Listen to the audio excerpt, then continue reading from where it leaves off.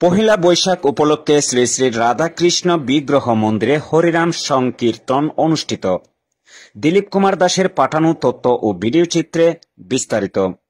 ময়মনসিংহের গৌরীপুরে রোববার 14 এপ্রিল বিকেলে প্রতি বছরের ন্যায় পহিলা বৈশাখ 1431 উপলক্ষে সুরেন্দ্র প্রসাদ লাহিড়ী চৌধুরীর কর্তৃক প্রতিষ্ঠিত শ্রী শ্রী রাধাকৃষ্ণ বিগ্রহ মন্দিরে পালিত হয়েছে হরিনাম সংকীর্তন।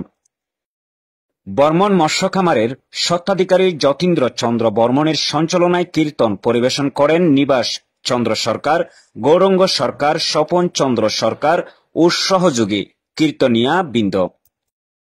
এই সময় অন্যান্যদের মাঝে উপস্থিত ছিলেন রাধাকৃষ্ণ বিগ্রহ পূজা মন্দিরের আজীবন সেবায়ত সভাপতি দেবব্রত সরকার, সাধারণ সম্পাদক কীতিশ চন্দ্র সরকার, বীর মুক্তিযোদ্ধা সুভাষ চন্দ্র দাস, মহিলা শ্রমিক লীগের সাধারণ সম্পাদক জয়ন্তী রানী দাস, সুজন চন্দ্র দাস মাস্টার সহ শতাধিক ভক্তবৃন্দ অনুষ্ঠানে উপস্থিত ছিলেন। অনুষ্ঠান শেষে সকলের মাঝে ফল প্রসাদ বিতরণ করা হয়।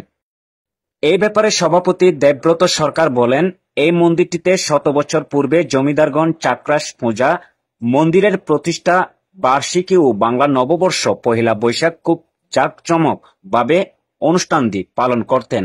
আমরা মন্দির পরিচালনা কমিটিও চেষ্টা করি যাহাতে পূর্বের সেই রীতি বহাল থাকে।